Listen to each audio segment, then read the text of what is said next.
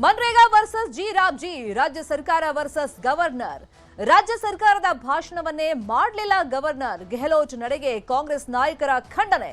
ಇದು government versus governor ಸುದ್ದಿ. ರಾಮ್ಜಿ ಕಾಯ್ದೆ ರದ್ದಾಗಬೇಕು.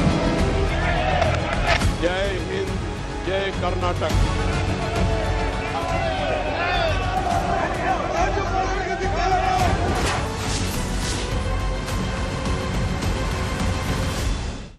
ಈ ವರ್ಷದ ಆರಂಭದಲ್ಲೇ ನಡೆದಂತಹ ಮೊದಲ ಅಧಿವೇಶನ ರಾಜ್ಯಪಾಲರ ಭಾಷಣದಿಂದಾಗಿ ಸಾಕಷ್ಟು ಚರ್ಚೆಗೆ ಕಾರಣವಾಗಿದೆ. ರಾಜ್ಯಪಾಲರು ಸರ್ಕಾರದ ಭಾಷಣವನ್ನ ಸಂಪೂರ್ಣವಾಗಿ ಓದಿಲ್ಲ ಅಂತ ಹೇಳಿ ಕಾಂಗ್ರೆಸ್ ನಾಯಕರು ಆಕ್ರೋಶವನ್ನ ವ್ಯಕ್ತಪಡಿಸ್ತಾ ಇದ್ದಾರೆ. ರಾಜ್ಯಪಾಲರು ತಮ್ಮ ಸ್ವಂತ ಭಾಷಣ ಓದಿಲ್ಲ, ಸರ್ಕಾರ ಸಿದ್ಧಪಡಿಸಿದ ಭಾಷಣವನ್ನೇ ಓದಿರೋದು. ಆದರೆ ಸಂಪೂರ್ಣ ಭಾಷಣವನ್ನ ರಾಜ್ಯಪಾಲರು ಇವತ್ತು ಅಧಿವೇಶನದಲ್ಲಿ ಓದಲಿಲ್ಲ. ಕ್ಯಾಬಿನೆಟ್ ಅಂಗೀಕರಿಸಿದ ಭಾಷಣವನ್ನೇ ಓದಿರೋದು. ಭಾಷಣದ ಮೊದಲ 10 ಸಾಲನ್ನ ಓದಿದ್ದಾರೆ, ಕೊನೆಯ ಪುಟದ 3 ಸಾಲನ್ನ ಓದಿದ್ದಾರೆ. ಭಾಷಣದಲ್ಲಿ 3-4ನೇ ಅಂಶವೇ ಮನ್ರೇಗಾ ಕಾಯ್ದೆ ರದ್ದು, 5ನೇ ಅಂಶದಲ್ಲಿ ಜಿ ರಾಮ್ಜಿ ಬಗ್ಗೆ ಉಲ್ಲೇಖ ಇತ್ತು. ಇನ್ನು 6, 7, 8, 9, 10, 11ನೇ ಅಂಶದವರೆಗೂ ಕೂಡ ಮನ್ರೇಗಾ ಬಗ್ಗೆನೇ ಉಲ್ಲೇಖ ಇದ್ದಿದ್ದು. ಅಂದ್ರೆ ಕೇಂದ್ರ ಸರ್ಕಾರದ ವಿರುದ್ಧ ಕಠಿಣ ಶಬ್ದಗಳಲ್ಲಿ ವಿರೋಧವನ್ನ ವ್ಯಕ್ತಪಡಿಸಲಾಗಿತ್ತು. ಮೊದಲ ಹಾಗೂ ಕೊನೆ ಅಂಶಗಳನ್ನ ಮಾತ್ರ ರಾಜ್ಯಪಾಲರು ಇವತ್ತು ಓದಿದ್ರು. ಒಟ್ಟಾರೆ 1 ನಿಮಿಷದಲ್ಲಿ ರಾಜ್ಯಪಾಲರು ಭಾಷಣವನ್ನ ಮುಗಿಸಿದ್ರು. ತಮ್ಮ ಸ್ವಂತದ ಭಾಷಣವನ್ನ ರಾಜ್ಯಪಾಲರು ಓದಿಲ್ಲ, ಸರ್ಕಾರದ ಭಾಷಣವನ್ನೇ ಓದಿರೋದು, ಆದರೆ ಪೂರ್ತಿಯಾಗಿ ಓದಿಲ್ಲ.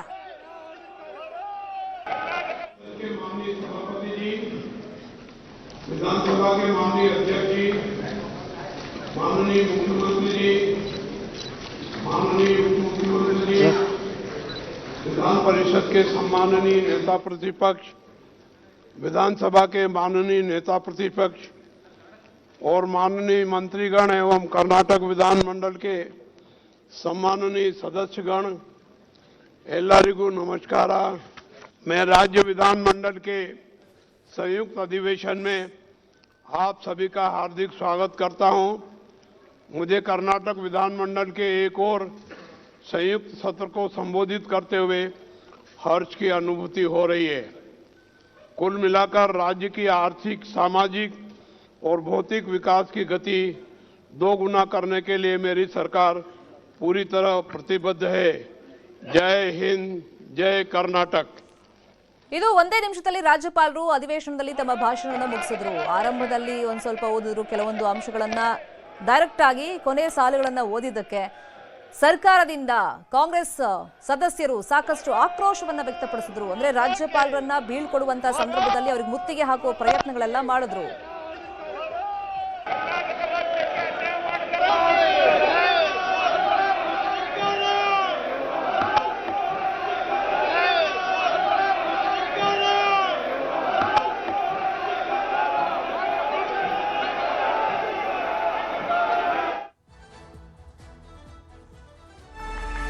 ಸರ್ಕಾರದ ಭಾಷಣವನ್ನ ಓದದ ಗವರ್ನರ್ ನಡೆಗೆ ಖಂಡನೆ ವ್ಯಕ್ತವಾಗಿದೆ. ಅಂದ್ರೆ ಪೂರ್ಣ ಪ್ರಮಾಣದಲ್ಲಿ ಅವರು ಓದಿಲ್ಲ.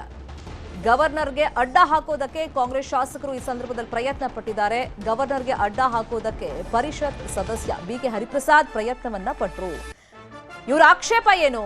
ಗವರ್ನರ್ ಸರ್ಕಾರ ಕೊಟ್ಟಂತ ಭಾಷಣವನ್ನ ಪೂರ್ತಿಯಾಗಿ ಓದಿಲ್ಲ, ಅದು ಓದಬೇಕಾಗಿತ್ತು ಅಂತ ಹೇಳಿ ಗವರ್ನರ್ ನಡೆಗೆ ಆಕ್ರೋಶವನ್ನ ವ್ಯಕ್ತಪಡಿಸ್ತಾ ಇದ್ದಾರೆ ಕಾಂಗ್ರೆಸ್ ಸದಸ್ಯರುಗಳು. ಇನ್ನು ಸಿಎಂ ಸಿದ್ದರಾಮಯ್ಯ ಕೂಡ ಆಕ್ರೋಶವನ್ನ ವ್ಯಕ್ತಪಡಿಸಿದ್ದಾರೆ. ಆರ್ಟಿಕಲ್ 163 ಹಾಗೂ 163(1) ಉಲ್ಲಂಘನೆ ಆಗಿದೆ. ನರೇಗಾ ಹೆಸರು ಬದಲಾವಣೆ ಮಾಡಿದ್ದಾರೆ. ಜಿ ರಾಮ್ಜಿ ಹೆಸರಿಗೆ ಕಾಂಗ್ರೆಸ್ ಅವರು ವಿರೋಧವನ್ನ ವ್ಯಕ್ತಪಡಿಸ್ತಾ ಇದ್ದಾರೆ. ರಾಷ್ಟ್ರಾದ್ಯಂತ ದೊಡ್ಡ ಮಟ್ಟದಲ್ಲಿ ಪ್ರತಿಭಟನೆ ನಡೀತಾ ಇದೆ. ಮಹಾತ್ಮ ಗಾಂಧಿ ಹೆಸರನ್ನ ಯಾಕೆ ತೆಗೆದಿದ್ದಾರೆ, ಇದ್ರ ಬಗ್ಗೆನೂ ಕೂಡ ರಾಜ್ಯಪಾಲರ ಭಾಷಣದಲ್ಲಿ ಸರ್ಕಾರ ಉಲ್ಲೇಖವನ್ನ ಮಾಡಿತ್ತು. 1 ಪ್ಯಾರಾವನ್ನಷ್ಟೇ ಓದಿ ಸಂವಿಧಾನವನ್ನ ಉಲ್ಲಂಘನೆ ಮಾಡಿದ್ದಾರೆ. ಮನ್ರೇಗಾ ಹೆಸರನ್ನ ಮರುಸ್ಥಾಪನೆ ಮಾಡಬೇಕು. ಕೇಂದ್ರ ಸರ್ಕಾರದ ಬಗ್ಗೆನೂ ಕೂಡ ಸಿದ್ದರಾಮಯ್ಯ ಕಿಡಿಕಾರಿದ್ದಾರೆ. ಗವರ್ನರ್ ನಡೆಗೂ ಖಂಡನೆಯನ್ನ ವ್ಯಕ್ತಪಡಿಸಿ ಕೇಂದ್ರ ಸರ್ಕಾರದ ನಿರ್ಧಾರಗಳಿಗೂ ಆಕ್ರೋಶವನ್ನ ವ್ಯಕ್ತಪಡಿಸಿದ್ದಾರೆ. ಸನ್ಮಾನ್ಯ ರಾಜ್ಯಪಾಲರು ಪ್ರತಿ ವರ್ಷದ ಆರಂಭದಲ್ಲಿ ಜಂಟಿ ಅಧಿವೇಶನ ಸೇರಿದಾಗ ಮತ್ತು ಹೊಸ ಸರ್ಕಾರ ಬಂದಾಗ ಜಂಟಿ ಅಧಿವೇಶನ ಉದ್ದೇಶಿಸಿ ಭಾಷಣ ಮಾಡ್ತಕ್ಕಂಥದ್ದು ರಾಜ್ಯ ಸಂವಿಧಾನದ ರೀತಿಯ ರಾಜ್ಯಪಾಲರ ಕರ್ತವ್ಯ. ಆರ್ಟಿಕಲ್ 176, 163 ಬಹಳ ಸ್ಪಷ್ಟವಾಗಿ ಹೇಳ್ತದೆ, ರಾಜ್ಯಪಾಲರು ಅವರು ತಯಾರು ಮಾಡಿದಂಥ ಭಾಷಣವನ್ನು ಓದಾಗಿಲ್ಲ. ಕ್ಯಾಬಿನೆಟ್ ಏನು ಪ್ರಿಪೇರ್ ಮಾಡಿಕೊಡ್ತದೆ, ಸರ್ಕಾರದ ಸಚಿವ ಸಂಪುಟ ಏನು ತಯಾರು ಮಾಡ್ತದೆ ಭಾಷಣ, ಆ ಭಾಷಣವನ್ನು ಓದಲೇಬೇಕು. ಇವತ್ತು ಜಂಟಿ ಅಧಿವೇಶನ ಕರೆಯಲಾಗಿದೆ. ಯಾಕಂದರೆ ಇದು ಮೊದಲನೇ ವರ್ಷ ಮತ್ತೆ ಮೊದಲನೇ ಜಂಟಿ ಅಧಿವೇಶನ. ಜೊತೆಗೆ ವಿಶೇಷ ಅಧಿವೇಶನ ಕೂಡ ಕರೆದಿದೆ. ಕಾರಣ ಯಾಕಪ್ಪ ಅಂತಂದ್ರೆ, ಮಹಾತ್ಮ ಗಾಂಧಿ ಉದ್ಯೋಗ ಭರವಸೆ ಯೋಜನೆ ಅದನ್ನು ರದ್ದು ಮಾಡಿ, ಅದನ್ನು ರಿಪೀಲ್ ಮಾಡಿ VBG ರಾಮ್ಜಿ ಕಾಯ್ದೆಯನ್ನು ಹೊಸದಾಗಿ ಮಾಡಿದ್ದಾರೆ. ನಮ್ಮ ಸರ್ಕಾರದ ತೀವ್ರ ವಿರೋಧ ಇದೆ. ಒಂದು, ಮಹಾತ್ಮ ಗಾಂಧೀಜಿಯವರ ಹೆಸರನ್ನು ತೆಗೆದುಹಾಕಿರ್ತಕ್ಕಂಥದ್ದು. ಎರಡನೇದು, 20 ವರ್ಷಗಳ ಹಿಂದೆ 2005 ಮನಮೋಹನ್ ಸಿಂಗ್ ರವರು ಪ್ರಧಾನಮಂತ್ರಿಯಾಗಿದ್ದಾಗ ಅವರು ಡೈರೆಕ್ಟಿವ್ ಪ್ರಿನ್ಸಿಪಲ್ಸ್ನಲ್ಲಿರ್ತಕ್ಕಂಥ, ಸಂವಿಧಾನದ ನಿರ್ದೇಶನಗಳಲ್ಲಿರ್ತಕ್ಕಂಥ right to work, right to food, right to education, right to information ಈ ಕಾಯ್ದೆಗಳನ್ನು ತಂದಿದ್ರು. ಉದ್ದೇಶ, ರೈಟ್ ಟು ವರ್ಕ್ ಕಾಯ್ದೆ ತಂದದ್ದು ಉದ್ದೇಶ ಏನಪ್ಪ ಅಂತಂದ್ರೆ, ಹಳ್ಳಿಗಾಡಿನಲ್ಲಿ ಇರ್ತಕ್ಕಂಥ ಬಡ ಕಾರ್ಮಿಕರಿಗೆ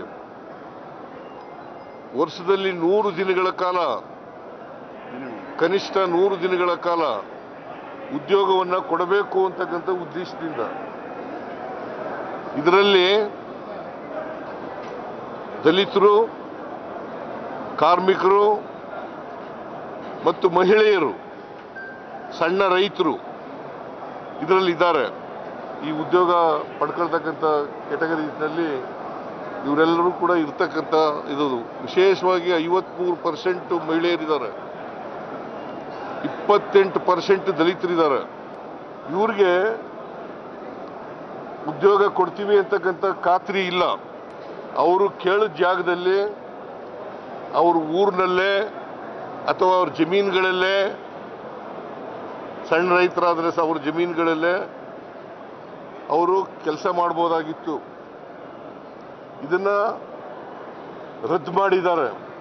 ಯಾಕಂತಂದ್ರೆ, ಈಗಿನ VBG ರಾಮ್ಜಿ ಕಾಯ್ದೆನಲ್ಲಿ ಕೇಂದ್ರ ಸರ್ಕಾರ ತೀರ್ಮಾನ ಮಾಡಬೇಕು.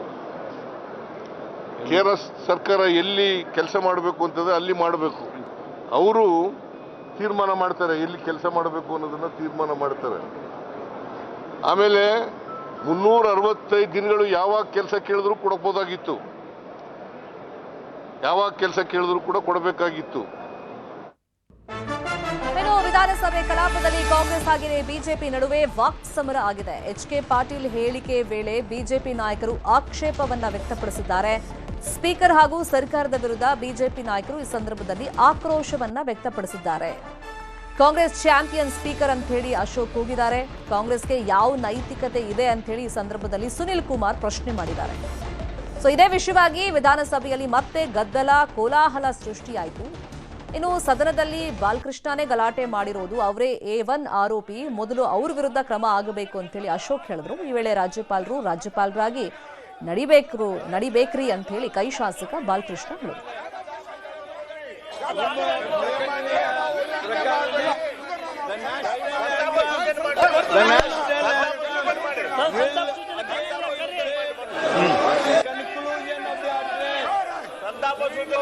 The national anthem will again be played on the conclusion of the address. When the address was concluded, Congress His Excellency the Governor, he goes away and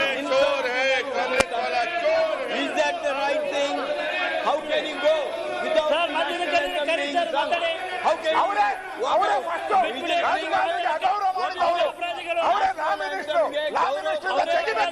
ನಮ್ಮ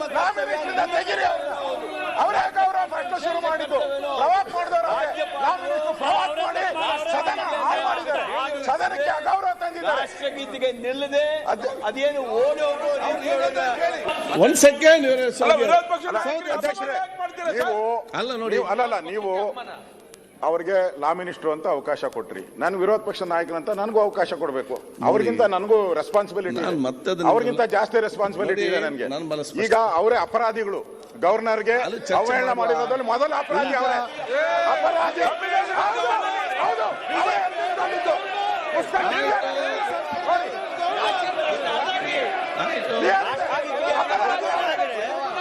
ಈಗ ಆ ಬಾಲಕೃಷ್ಣನು ಗಲಾಟೆ ಮಾಡಿದೆ, ಅವ್ರ ಮೇಲೆ ಕ್ರಮ ಆಗ್ಬೇಕು.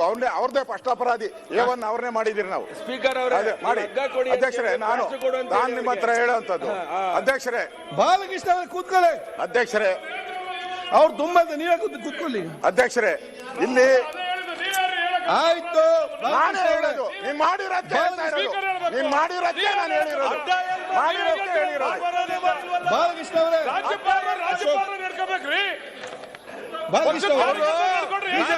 ಸನ್ಮಾನ್ಯ ಹಿಂದೆ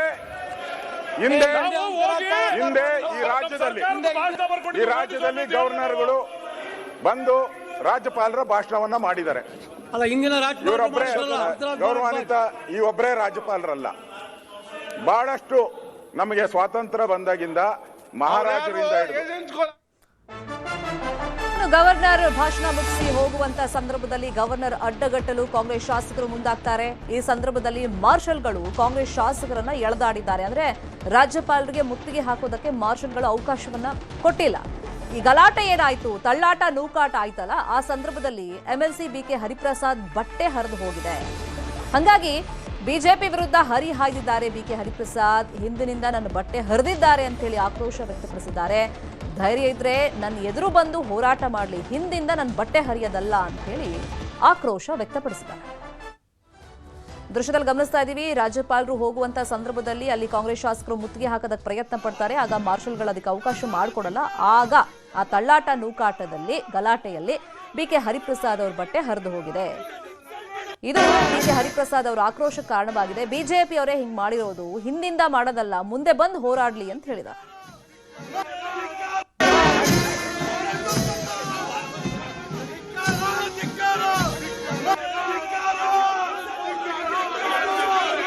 ಸಂವಿಧಾನಿಕ ಪದವಿಯಲ್ಲಿ ಇರ್ತಕ್ಕಂಥ ರಾಜ್ಯಪಾಲರು ಅಂತ ಹೇಳಿದಾಗ ಸಂವಿಧಾನದ ಮುಖ್ಯಸ್ಥರು, ಸಂವಿಧಾನವನ್ನ ಕಾಪಾಡ್ತಕ್ಕಂಥವ್ರು ರಾಜ್ಯಪಾಲರು. ಇವತ್ತು ನಡೆದ ಘಟನೆ ಕರ್ನಾಟಕ ರಾಜ್ಯದಲ್ಲಿ ಒಂದು ಕರಾಳ ಇತಿಹಾಸವನ್ನು ಸೃಷ್ಟಿ ಮಾಡಿದೆ. ಕರ್ನಾಟಕ ರಾಜ್ಯಕ್ಕೆ ಮಸಿಯನ್ನು ಬಳಿಲಿಕ್ಕೆ ಪ್ರಯತ್ನ ಭಾರತೀಯ ಜನತಾ ಪಾರ್ಟಿ ನೇಮಿತ ತಾವರ್ಚಂದ್ ಗೆಲಾಟ್ ರವರು ಇವತ್ತು ಮಾಡಿರ್ತಕ್ಕಂಥದ್ದು, ಕರ್ನಾಟಕ ರಾಜ್ಯದ ಜನತೆಗೆ ಅಪಮಾನವನ್ನು ಮಾಡಿರ್ತಕ್ಕಂಥದ್ದು.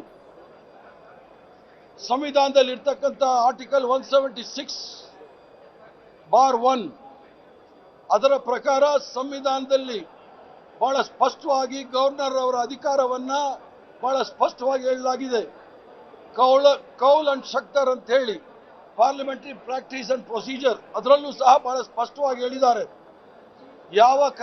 ಯಾವ ಸರ್ಕಾರದ ಕ್ಯಾಬಿನೆಟ್ ತೀರ್ಮಾನ ಮಾಡಿ ಒಂದು ಸಂದೇಶವನ್ನ ಗವರ್ನರ್ ಮೂಲಕ ರಾಜ್ಯಕ್ಕೆ ಹೇಳಲಿಕ್ಕೆ ಅವರು ಮನವಿ ಮಾಡ್ತಾರೆ, ಅದನ್ನ ಅಕ್ಷರಶಃ ಅಲ್ಲಿ ಸದನದಲ್ಲಿ ಓದ್ತಕ್ಕಂಥ ಕೆಲಸ ಗವರ್ನರ್ ಮಾಡಬೇಕಾಗಿತ್ತು. ಗವರ್ನರ್ ಅವರು ಇವತ್ತು ಸಾಂಪ್ರದಾಯಿಕವಾಗಿ ಬಂದು ಏನು ಸರ್ಕಾರ ಕ್ಯಾಬಿನೆಟ್ ಅಲ್ಲಿ ತೀರ್ಮಾನ ಮಾಡಿ ಭಾಷಣವನ್ನ ರೆಡಿ ಮಾಡಿ ಕೊಟ್ಟಿದ್ರು, ಅದನ್ನ ಸಂದೇಶವನ್ನ ತಯಾರು ಮಾಡಿ ಕೊಟ್ಟಿದ್ರು, ಅದನ್ನು ಸಂಪೂರ್ಣವಾಗಿ ತಿರಸ್ಕರಿಸಿ ಅವ್ರದೇ ಆದ ಭಾಷಣವನ್ನು ಓದಿದ್ದಾರೆ. ಈಗಾಗಲೇ ಸುಪ್ರೀಂ ಕೋರ್ಟ್ ತಮಿಳುನಾಡು ಗವರ್ನರ್ ವಿಚಾರದಲ್ಲಿ ಮತ್ತು ಇನ್ನೂ ಹಲವಾರು ಗವರ್ನರ್ಗಳ ವಿಚಾರದಲ್ಲಿ ಬಹಳ ಸ್ಪಷ್ಟವಾಗಿ ಹೇಳಿದ್ದಾರೆ. ಗವರ್ನರ್ ಅವರು ಎಕ್ಸ್ಟ್ರಾ ಕಾನ್ಸ್ಟಿಟ್ಯೂಷನಲ್ ಅಥಾರಿಟಿ ಏನೂ ಅಲ್ಲ. ರಾಜ್ಯಪಾಲರು ಕರ್ನಾಟಕ ರಾಜ್ಯದ ಅಥವಾ ರಾಜ್ಯ ಸರ್ಕಾರದ ಕ್ಯಾಬಿನೆಟ್ ಏನು ತೀರ್ಮಾನ ತೆಗೆದುಕೊಳ್ಳುತ್ತೆ ಅದರ ಸಲಹೆ ಮೇರೆಗೆ ಅವರು ಕ್ರಮ ತೆಗೆದುಕೊಳ್ಬಹುದೇ ವಿನಃ ಅವರು ಸ್ವತಃ ಇನ್ನು ಸರ್ಕಾರದ ಪೂರ್ಣ ಭಾಷಣ ಓದದ ಗವರ್ನರ್ ನಡೆಗೆ ಕಾಂಗ್ರೆಸ್ ನಾಯಕರು ಆಕ್ರೋಶ ವ್ಯಕ್ತಪಡಿಸಿದ್ದಾರೆ. ಯಾವ ತರ ಆಕ್ರೋಶ ವ್ಯಕ್ತಪಡಿಸಿದ್ದಾರೆ ಈ ಬಗ್ಗೆ ಪ್ರದೀಪ್ ಈಶ್ವರ್, ಬಾಲಕೃಷ್ಣ ಹಾಗೆಯೇ ಕೋನ್ ರೆಡ್ಡಿ ಮಾತಾಡಿದ್ದಾರೆ, ನೋಡೋಣ. ಅವರು ಸಂವಿಧಾನಕ್ಕೆ ಅವಮಾನ ಮಾಡಿದ್ದಾರೆ. ಆರ್ಟಿಕಲ್ 163 ನ ಅವಮಾನ ಮಾಡಿದ್ದಾರೆ. ಆರ್ಟಿಕಲ್ 163 ಕೌನ್ಸಿಲ್ ಆಫ್ ಮಿನಿಸ್ಟರ್ಸ್ ಏನ್ ತೀರ್ಮಾನ ತಗೊಂತಾರೋ ಅದು ಫಾಲೋ ಮಾಡೋದು ಗವರ್ನರ್ ವಿಚಾರ. ಇದು ರಾಜ್ಯಕ್ಕೆ ಕೇಂದ್ರ ಮಾಡ್ತಿರೋ ಅನ್ಯಾಯ, ಕನ್ನಡಿಗರಿಗೆ ಬಿಜೆಪಿ ಮಾಡ್ತಿರೋ ಅನ್ಯಾಯ ಅಂತ ನಾನು ಹೇಳಕ್ ಬಯಸ್ತೀನಿ. ಅರ್ಧ ಅಲ್ಲ ರೀ, ಭಾಷಣನೇ ಶುರು ಮಾಡಲಿಲ್ಲ. ಅರ್ಧಕ್ಕಲ್ಲ ಭಾಷಣ, ಒಂದು ವಾಕ್ಯ ಏನು ಬರೀಸು ಅವರು ಮೊದಲನೇ ಸ್ಟ್ಯಾನ್ಸ್ ಮಾತಾಡಿದ್ ಬಿಟ್ರೆ ಇನ್ನೇನು ಮಾಡಲಿಲ್ಲ. ಈ ಸರ್ಕಾರದಲ್ಲಿ ಮಾಡ್ತಕ್ಕಂಥ ಸಾಧನೆ ಬಗ್ಗೆ ರಾಜ್ಯಪಾಲರಾದವರು ಹೇಳ್ಬೇಕಾಗಿತ್ತು. ಅದನ್ನು ಹೇಳಲಿಕ್ಕೆ ಅವ್ರು ತಯಾರಿಲ್ಲ ಅಂತ ಅಂದಮೇಲೆ ಅವರು ದಯಮಾಡಿ ರಾಜ್ಯಪಾಲರಾಗ್ತಕ್ಕಂಥದಕ್ಕೆ ಸೂಕ್ತ ಅಲ್ಲ ಅಂತ ನಮ್ಮ ಅಭಿಪ್ರಾಯ. ಅಂದ್ರೆ ರಾಜ್ಯಪಾಲರದ್ದು ಕೇಂದ್ರ ಸರ್ಕಾರದ ಅಣತೆ ಅಂತ ಕೆಲಸ ಮಾಡಕ್ ಬಂದವರ ಇಲ್ಲಿ. ನಿಮ್ಮ ಅಭಿಪ್ರಾಯ ಏನು? ಬಿಜೆಪಿಯವರ ಅಭಿಪ್ರಾಯ ಏನಂದ್ರೆ ಕೇಂದ್ರ ಸರ್ಕಾರದ ಅಣತೆ ಅಂತ ಕೆಲಸ ಮಾಡಲಿಕ್ಕೆ ನಾವು ನಮ್ಮ ಅಭಿಪ್ರಾಯವನ್ನ ರಾಜ್ಯಪಾಲರು ಓದಲೇಬೇಕಲ್ಲ. ನಮ್ಮ ಅಭಿಪ್ರಾಯ ಏನಿದೆ ಅಂತ ಸರ್ಕಾರದ ಅಭಿಪ್ರಾಯವನ್ನ ತಿಳಿಸ್ತೀವಿ. ನಾವು ಇಂಥ ವ್ಯವಸ್ಥೆಯನ್ನು ಖಂಡಿಸ್ತೇವೆ. ರಾಜ್ಯಪಾಲರು ಸಂವಿಧಾನ ಬಾಧ್ಯತೆಗೆ ನಡ್ಕೋಬೇಕು, ಇಲ್ಲಿಂದ ಖಾಲಿ ಮಾಡಬೇಕು. ಇದು ಕರ್ನಾಟಕ ಕನ್ನಡಿಗರ ಹಕ್ಕು ನಮ್ದು. ಇವರು ಓದ್ಸಕ್ ಕರ್ಕೊಂಡ್ಬಂದು ನಾವೆಲ್ಲ ರಾಜ್ಯ ಸರ್ಕಾರ ವ್ಯವಸ್ಥೆ ಇದ್ದಾಗ ಇವರು ರಾಜಭವನಕ್ಕೆ ಹೆಸರು ಬದಲಿ ಮಾಡುದು, ಶಿಕ್ಷಕ ಅಧ್ಯಯನ ಮಾಡುದು, ಮಹಾತ್ಮ ಗಾಂಧಿ ಯೋಜನೆನ ಜಾರಿ ಮಾಡ್ತಕ್ಕ ವಿರೋಧ ಮಾಡ್ತಕ್ಕಂಥದ್ದು, ಇದನ್ನ ಯಾರು ನಾವು ಸಹಿಸಕ್ಕಾಗಲ್ಲ. ಇನ್ನು ಸರ್ಕಾರ ತನ್ನ ನ್ಯೂನ್ಯತೆಯನ್ನ ಮುಚ್ಚಿಕೊಳ್ಳೋದಕ್ಕೆ ಈ ರೀತಿ ಮಾಡ್ತಿದೆ ಅಂತ ಹೇಳಿ ರಾಜ್ಯ ಸರ್ಕಾರದ ವಿರುದ್ಧ ಕೇಂದ್ರ ಸಚಿವ ಎಚ್.ಡಿ. ಕುಮಾರಸ್ವಾಮಿ ಕಿಡಿಕಾರಿದ್ದಾರೆ. ಜಂಟಿ ಅಧಿವೇಶನವನ್ನ ಸರ್ಕಾರ ಹಾಳು ಮಾಡ್ತಾ ಇದೆ ಅಂತಲೂ ಕೂಡ ಎಚ್.ಡಿ.ಕೆ ಗಂಭೀರವಾದಂತ ಆರೋಪವನ್ನ ಮಾಡಿದ್ದಾರೆ. ಸರ್ಕಾರದಲ್ಲೇ ನ್ಯೂನ್ಯತೆ ಇದೆಯಲ್ಲ, ಅದನ್ನು ಮುಚ್ಚಿಕೊಳ್ಳುವಂತ ನಿಟ್ಟಿನಲ್ಲಿ ಕಾಂಗ್ರೆಸ್ ಸರ್ಕಾರ ಹಿಂಗ್ ಮಾಡಿದೆ ಅಂತ ಹೇಳಿ ಎಚ್.ಡಿ. ಕುಮಾರಸ್ವಾಮಿ ಹೇಳಿದ್ದಾರೆ. ರಾಜ್ಯ ಸರ್ಕಾರ ಅವರ ಹಲವಾರು ನ್ಯೂನ್ಯತೆಗಳನ್ನು ಮುಚ್ಕೊಳ್ಳಿಕ್ಕೋಸ್ಕರವಾಗಿ ಅವರ ವೈಫಲ್ಯಗಳನ್ನು ಜನಗಳಿಂದ ದಾರಿ ತಪ್ಪಿಸ್ತಕ್ಕಂಥದ್ದಕ್ಕೆ ಇವತ್ತಿನ ಒಂದು ಜಂಟಿ ಸದನದ ಅಧಿವೇಶನ ಏನಾಗಬೇಕಾಗಿತ್ತು, ಈ ಸರ್ಕಾರದ ಸಣ್ಣತನದ ನಡವಳಿಕೆಗಳಿಂದ ಇವತ್ತು ಇಂಥ ಒಂದು ಪ್ರಕರಣ ಕರ್ನಾಟಕದಲ್ಲಿ ಮೊದಲನೇ ಬಾರಿಗೆ ಆಗಿದೆ. ಪದೇ ಪದೇ ಬೀದಿನಲ್ಲಿ ಚರ್ಚೆ ಮಾಡ್ತಂಥ ವಿಷಯಗಳನ್ನು ಈ ಸರ್ಕಾರದ ಮಂತ್ರಿಗಳು, ಮುಖ್ಯಮಂತ್ರಿಯಿಂದ ಸಮೇತ ಇವತ್ತು ಅದನ್ನು ರಾಜ್ಯಪಾಲರ ಮುಖಾಂತರ ವಿಧಾನಸಭೆಯಲ್ಲಿ ಇಳಿಸಬೇಕು ಜಂಟಿ ಅಧಿವೇಶನದಲ್ಲಿ ಅಂತೇನು ಹೊರಟರು. ಅದರ ಹಿನ್ನೆಲೆಯಲ್ಲಿ ಈ ಒಂದು ಪ್ರಕರಣ ಇವತ್ತು ರಾಜ್ಯದಲ್ಲಿ ಪ್ರಥಮ ಬಾರಿಗೆ ನಮ್ಮ ಸಂವಿಧಾನದ ಚೌಕಟ್ಟಿನ ವಿಧಾನಸಭೆಯಲ್ಲಿ ನಡೆದಿದೆ. ಇದರ ಒಟ್ಟಾರೆ ಸಾರಾಂಶ ಈ ಸರ್ಕಾರಕ್ಕೆ ಇವರ ಹಲವಾರು ತಪ್ಪುಗಳನ್ನು ಮರೆಮಾಚೋಕ್ಕೋಸ್ಕರವಾಗಿ ಈ ಒಂದು ಜಂಟಿ ಅಧಿವೇಶನವನ್ನು ದುರುಪಯೋಗ. ಇನ್ನು ಗವರ್ನರ್ ಗೆಹ್ಲೋಟ್ ನಡವಳಿಕೆ ಸರಿಯಾಗೇ ಇದೆ, ಗವರ್ನರ್ಗೆ ಅಪಮಾನ ಮಾಡಿದ್ದು ಸರಿಯಲ್ಲ ಅಂತ ಹೇಳಿ ಗವರ್ನರ್ ನಡೆಯನ್ನ ಬಿಜೆಪಿ ನಾಯಕರು ಸಮರ್ಥನೆಯನ್ನ ಮಾಡಿಕೊಂಡಿದ್ದಾರೆ. ಗೌರವಾನ್ವಿತ ರಾಜ್ಯಪಾಲರು ಎರಡೂ ಸದನದ ಜಂಟಿ ಅಧಿವೇಶನವನ್ನ ಉದ್ದೇಶಿಸಿ ಇವತ್ತು ಮಾತನಾಡಿದ್ದಾರೆ. ಆದರೆ ಸದನದ ಒಳಗಡೆ ರಾಜ್ಯಪಾಲರಿಗೆ ಅಗೌರವ ಮಾಡುವಂಥ ಕೆಲಸ ಆಡಳಿತ ಪಕ್ಷದವರು ಮಾಡಿರ್ತಕ್ಕಂಥದ್ದು ಇದು ಖಂಡನಾರ್ಹ. ಯಾತಕ್ಕೋಸ್ಕರ ಇವತ್ತು ಈ ಪರಿಸ್ಥಿತಿ ನಿರ್ಮಾಣ ಆಗಿದೆ. ರಾಜ್ಯ ಸರ್ಕಾರ ತನ್ನ ವೈಫಲ್ಯಗಳನ್ನು ಮುಚ್ಚಿ ಹಾಕೊಳ್ತಕ್ಕಂಥ ಸಲುವಾಗಿ ಕೇಂದ್ರ ಸರ್ಕಾರದ ಮೇಲೆ ಒಂದು ದ್ವೇಷ ರಾಜಕಾರಣವನ್ನು ಮಾಡೋದಕ್ಕೆ ಈ ಸದನವನ್ನು ಬಳಸ್ಕೊಳ್ಳೋದಕ್ಕೆ ಏನು ರಾಜ್ಯ ಸರ್ಕಾರ ಹೊರಟಿದೆ, ಇದು ಖಂಡಿತ ಸರಿಯಲ್ಲ. ಇವತ್ತು ಈ ಕಾಂಗ್ರೆಸ್ ಸರ್ಕಾರ ಪ್ರಜಾಪ್ರಭುತ್ವದ ಕಗ್ಗೊಲೆ ಮಾಡುವಂಥ ಕೆಲಸ ಮಾಡಿದ್ದಾರೆ. ಒಂದು ಒಕ್ಕೂಟದ ವಿಧಾನಸಭಾ ಅಧಿವೇಶನದ ಕಲಾಪದಲ್ಲೇ ಇವತ್ತು ಒಂದಿನ ಕರಾಳ ದಿನ. ಇವತ್ತು ಕಾಂಗ್ರೆಸ್ ಸರ್ಕಾರ ಈ ಅಧಿವೇಶನವನ್ನು ಒಂದು ಕರಾಳ ರೀತಿಯಾಗಿ ನಡೆಸಿದ್ದಾರೆ. ಗೌರವಾನ್ವಿತ ರಾಜ್ಯಪಾಲರು ಅವರ ಕರ್ತವ್ಯ ಏನಿದೆ, ಸಂವಿಧಾನದ ಅಡಿಯಲ್ಲಿ ಕೇಂದ್ರ ಮತ್ತು ರಾಜ್ಯ ಸರ್ಕಾರಗಳ ಸೇತುವೆಯಾಗಿ ಕೆಲಸ ಮಾಡೋದು ಅವರ ಕರ್ತವ್ಯ. ಆ ಕರ್ತವ್ಯ ರೀತಿಯಾಗಿ ಅವರು ಕೆಲಸವನ್ನು ಮಾಡಿದ್ದಾರೆ. ಆದರೆ ಇವತ್ತು ಗವರ್ನರ್ ಅವರು ಅವರ ಮಾತುಗಳಲ್ಲಿ ಅದನ್ನು ಲೇ ಮಾಡಿ ಧನ್ಯವಾದ ಹೇಳಿ ಹೊರಟಿದ್ದಾರೆ. ಇದೇನು ಮೊದಲ ಬಾರಿ ಅಲ್ಲ. ಹಿಂದೆ ಭಾರದ್ವಾಜ್ ಅವರು ಇದ್ದಾಗೂ ಕೂಡ, ನಮ್ಮ ಸರ್ಕಾರ ಇದ್ದಾಗ, ಯಡಿಯೂರಪ್ಪನವರು ಇದ್ದಾಗ ಅವರು ಕೂಡ ಲೇ ಮಾಡಿಬಿಟ್ಟು ಹೊರಟೋದ್ರು. ಅವಾಗ ಕಾಂಗ್ರೆಸ್ಸಿನ ಗವರ್ನರು. ಹಿಂದೆ ಖುರ್ಷಿದ್ ಆಲಂ ಖಾನ್ ಅವರು ಕೂಡ ಗವರ್ನರ್ ಆಗಿದ್ದಾಗ ಅವರು ಕೂಡ ಲೇ ಮಾಡಿ ಬಹಳಷ್ಟು ಸರಿ ಹೋಗಿದ್ದಾರೆ. ಇದರಲ್ಲಿ ತಪ್ಪೇನು? ಮಾನ್ಯ ಗವರ್ನರ್ ಅವರ ಬೆರಳಿಂದ ಅವರ ಕಣ್ಣನ್ನೇ ಚುಚ್ಚುವಂತ ರೀತಿಯಲ್ಲಿ ನೀವೇನು ಭಾಷಣದಲ್ಲಿ ಬರೆದಿದ್ದೀರಿ ಅದನ್ನು ಅವರು ತಿರಸ್ಕಾರ ಮಾಡಿದ್ದಾರೆ. ಅದನ್ನು ನಾವು ಸ್ವಾಗತ ಮಾಡ್ತೇವೆ. ಆದರೆ ಮಾನ್ಯ ಮುಖ್ಯಮಂತ್ರಿಗಳು, ಮಾನ್ಯ ರಾಜ್ಯಪಾಲರು ಬರ್ತಕ್ಕಂಥ ಸಂದರ್ಭದಲ್ಲಿ ಅವರನ್ನ ಗೌರವಯುತವಾಗಿ ಅವರನ್ನ ಕರೆತರಬೇಕು. ಅವರು ಹೋಗುವಾಗ ಅದೇ ಗೌರವದಿಂದ ಅವರನ್ನ ಬೀಳ್ಕೊಡ್ಬೇಕು ಅಂತೇಳಿ ಇವತ್ತು ಸಂವಿಧಾನದಲ್ಲಿ ಇದೆ. ಆದರೆ ರಾಜ್ಯಪಾಲರು ಸಂಪುಟ ಸಿದ್ಧಪಡಿಸಿಕೊಟ್ಟ ಭಾಷಣವನ್ನ ಓದಬೇಕು ಅನ್ನುವ ಮಾತನ್ನು ಹೇಳ್ತಾ ಇದ್ದಾರೆ. ಮಾನ್ಯ ಮುಖ್ಯಮಂತ್ರಿಗಳೇ, ತಾವು ಲಾ ಗ್ರಾಜ್ಯುಯೇಟ್, ಅತ್ಯಂತ ದೀರ್ಘಾವಧಿಯಲ್ಲಿ ಈ ಸದನದ ಸದಸ್ಯರಾಗಿ, ಮುಖ್ಯಮಂತ್ರಿಯಾಗಿ, ಮಂತ್ರಿಯಾಗಿ ಕಾರ್ಯನಿರ್ವಹಿಸಿದವರು. ರಾಜ್ಯಪಾಲರ ಭಾಷಣವನ್ನ ತಮ್ಮ ಸರ್ಕಾರದ ಕಾರ್ಯದ ಅವಲೋಕನ ಮಾಡ್ಕೊಳ್ಳೋಕೆ, ಕಾರ್ಯಯೋಜನೆಯ ಮುನ್ನೋಟವನ್ನ ಪ್ರಸ್ತುತಪಡಿಸೋದಕ್ಕೆ ಸದ್ಬಳಕೆ ಮಾಡಿಕೊಳ್ಬೇಕಾಗಿತ್ತು. ನೀವು ಸದ್ಬಳಕೆ ಮಾಡಿಕೊಳ್ಳೋದ್ರ ಬದಲಿಗೆ ಕೇಂದ್ರದ ವಿರುದ್ಧ ರಾಜ್ಯವನ್ನ ಸಂಘರ್ಷಕ್ಕೆ ತಯಾರು ಮಾಡುವ ರೀತಿಯಲ್ಲಿ ಕೇಂದ್ರ ಸರ್ಕಾರದ ವಿರುದ್ಧ ಸುಳ್ಳು ಹೇಳೋದಕ್ಕೆ, ಅಪಪ್ರಚಾರ ಮಾಡೋದಕ್ಕೆ, ಅವರ ಭಾಷಣವನ್ನ ದುರ್ಬಳಕೆ ಮಾಡಿಕೊಳ್ಳುವ ಪ್ರಯತ್ನವನ್ನ ನೀವು ಮಾಡಿದಿರಿ. ಇನ್ನು ಸರ್ಕಾರ ಗವರ್ನರ್ ಭಾಷಣವನ್ನು ಅಸ್ತ್ರವಾಗಿ ಬಳಕೆ ಮಾಡ್ತಾ ಇದೆ. ರಾಜಕೀಯ ದ್ವೇಷಕ್ಕೆ ಗವರ್ನರ್ ಭಾಷಣ ಬಳಸಬಾರದು ಅಂತ ಹೇಳಿ ಸರ್ಕಾರದ ವಿರುದ್ಧ ಕೇಂದ್ರ ಸಚಿವ ಪ್ರಹ್ಲಾದ್ ಜೋಶಿ ಕಿಡಿಕಾರಿದ್ದಾರೆ. ಘನತೆವೆತ್ತ ರಾಜ್ಯಪಾಲರ ಭಾಷಣ ಕರ್ನಾಟಕದ ಆಡಳಿತ, ಅಭಿವೃದ್ಧಿ ಮತ್ತು ಕಲ್ಯಾಣವನ್ನ ಪ್ರತಿಬಿಂಬಿಸಬೇಕು ಹೊರತು ರಾಜಕೀಯ ದ್ವೇಷ, ಪ್ರಚೋದನೆಗಳನ್ನಲ್ಲ ಅಂತ ಹೇಳಿ ಕಿಡಿಕಾರಿದ್ದಾರೆ. ಮತ್ತಷ್ಟು ಸುದ್ದಿಯನ್ನು ನೋಡ್ತಾ